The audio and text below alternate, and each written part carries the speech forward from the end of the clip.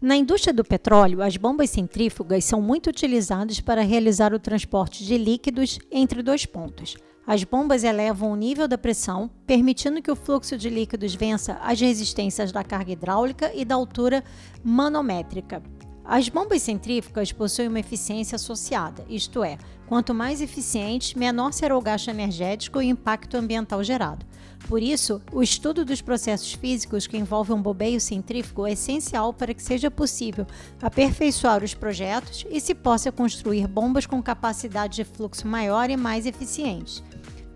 O Núcleo Interdisciplinar de Dinâmica dos Fluidos desenvolveu um projeto que analisa os efeitos da fração do gás, uma vez que as bolhas dispersas de gás podem coalescer e ou quebrar no interior do equipamento.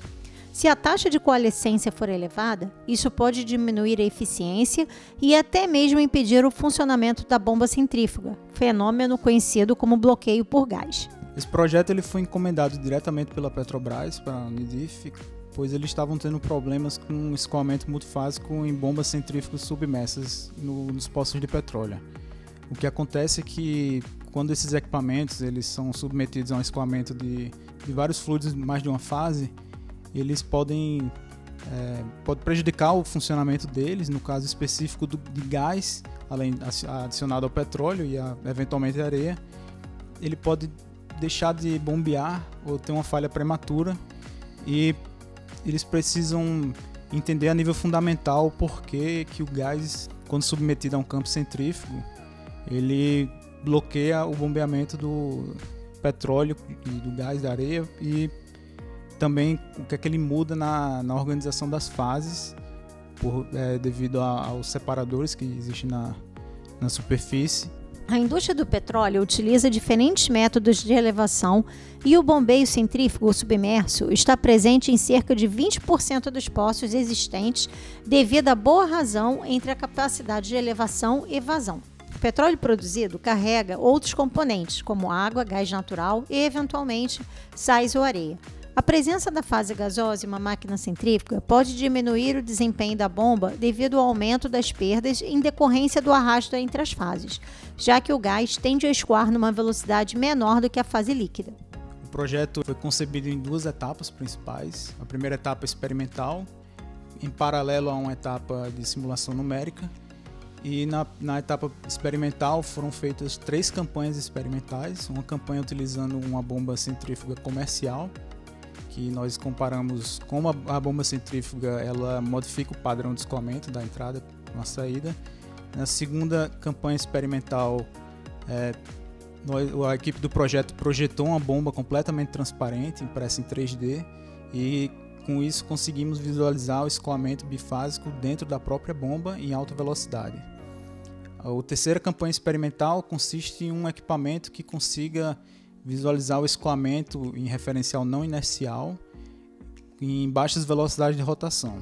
O principal objetivo da bancada experimental de baixa velocidade é analisar e investigar os efeitos do campo centrífugo na quebra e coalescência de bolhas, quando estão submetidas a baixas velocidades de rotação.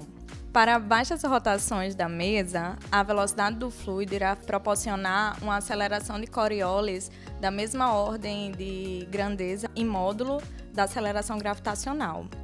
Os escoamentos bifásicos, os padrões de escoamentos bifásicos que serão analisados serão as bolhas espessas, bolhas alongadas e golfadas, que são pistões de gás, em fluxo intermitente. A instalação experimental é composta de uma linha de circulação fechada de gás e líquido. Uma bomba impulsiona o líquido do reservatório de água, que passa pelo medidor de vazão e pelo orifício central da mesa rotativa, seguindo para o tubo de teste e finalmente para o coletor de água. Devido ao sistema giratório da mesa, a peça de conexão do orifício central da mesa é uma junta rotativa. O gás comprimido passa por um rotâmetro e é injetado na tubulação horizontal, antes da seção vertical. O escoamento bifásico ele é registrado pelas câmeras em 2 regiões distintas.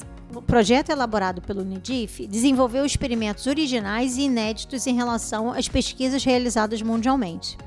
A partir das imagens capturadas, nós analisamos os padrões e os efeitos causados pelo campo centrífugo no escoamento.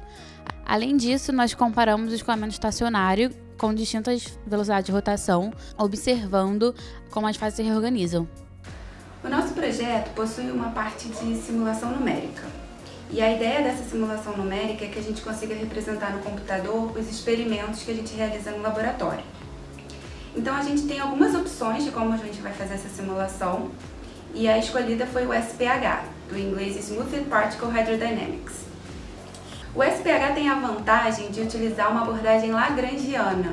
Então, nas equações de Navier-Stokes, a gente não precisa trabalhar com o termo não linear. Mas o que isso significa na prática? Na prática, a gente vai representar todo o domínio através de partículas, tanto as partes sólidas, como uma tubulação, quanto a parte fluida, dos líquidos e gases. Para conseguir representar esse domínio físico com partículas, a gente precisa de um número muito grande de partículas. E isso é uma restrição ao desenvolvimento desse tipo de simulação.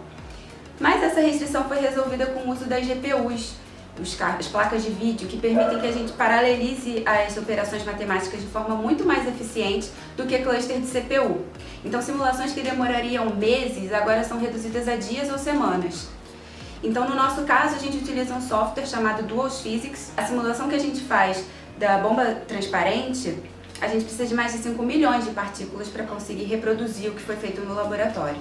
Esse projeto é um projeto bastante interessante. Eles propõem a entender o que acontece dentro das máquinas de fluxo. Isso é um tema muito obscuro. Os fabricantes omitem muitas informações frequentemente dos clientes, porque isso tem um impacto grande no desempenho das máquinas. Então nós já avançamos muito, a gente tem vários resultados interessantes.